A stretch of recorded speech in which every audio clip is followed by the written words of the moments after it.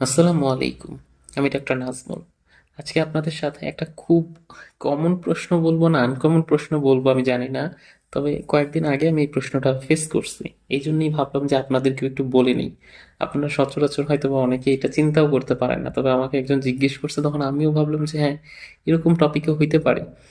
উনি এসে আমাকে জিজ্ঞেস করতেছে, স্যার আগের বিড়াল গুলা না কোনোভাবে আমি বাচ্চাটা বাঁচাইতে পারতেছি না।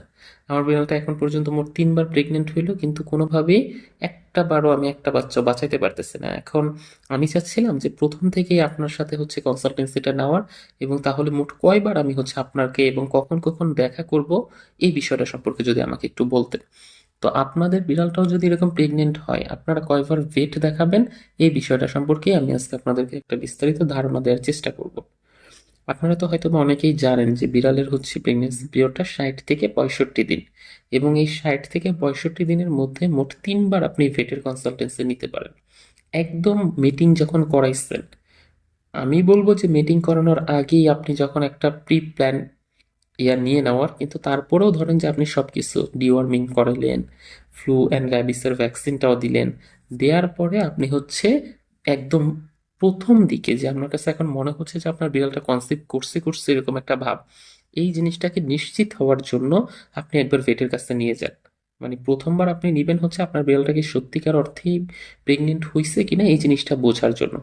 এখন যেই দিন মিটিং করাইছেন তার 2-3 দিন পরে নিলে কিন্তু হবে না।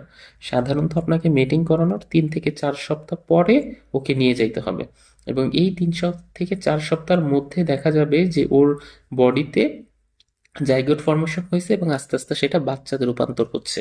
এই জন্য সত্যিকার অর্থে জানতে চাইলে সাথে সাথে মিটিং করানোর কয়েকদিনের মধ্যে না গিয়ে একটু 3 থেকে 4 সপ্তাহ পরে নিয়ে যান, তখন আপনি চেক আপ করাইলে বাচ্চাটা দেখতে পারবেন এবং এটা ফিল করাও যাবে। আর তখন সে আপনাকে বলে দিবে যে প্রথম দিকে কি কি খাবার দেওয়া উচিত, যেমন ক্যালসিয়াম মেড ট্যাবলেট দেওয়া উচিত, ফলিক অ্যাসিডের ট্যাবলেট দেওয়া উচিত। এই জিনিসগুলো দিলে বাচ্চার গ্রোথ খুব ভালো হয়। তো এটা তো গেল একদম প্রথম দিকে। তারপরে কতদিন পরে যাবেন, আপনি তারপরে আরো 5 সপ্তাহ অপেক্ষা করবেন।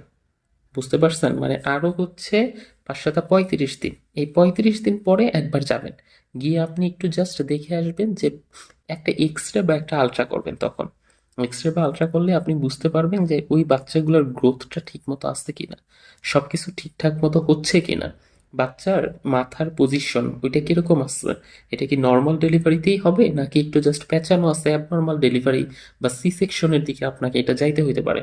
এইটা আপনি ওই সেকেন্ডবার যখন ভেটের কাছে যাবেন, তখন তো বাচ্চাগুলো বেশ ভালো রকম বড় হয়ে গেছে, তখন আপনাকে এই বিষয়টা ভেট বলেই দিবে যে হ্যাঁ, এটা নর্মাল ডেলিভারিতেই হইতে পারে বা এতটা বাচ্চা আসছে, না এখানে সিজারিয়ান সেকশন লাগবে, এই বিষয়টা আপনাকে পুরোটা বুঝিয়ে বলবে।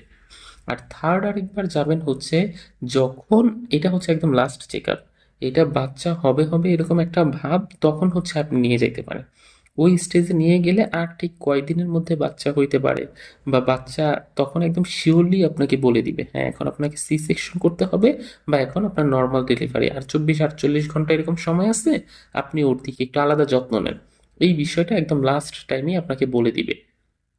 তারপরেও ধরুন যে যদি কোনো সমস্যা এরকম বাচ্চা দেওয়ার সময় হয়, তাহলে প্রাইমারিলি একটু ধৈর্য ধরে একটু ওকে সময় দিয়ে তারপরে ভেটের কাছে নেবেন।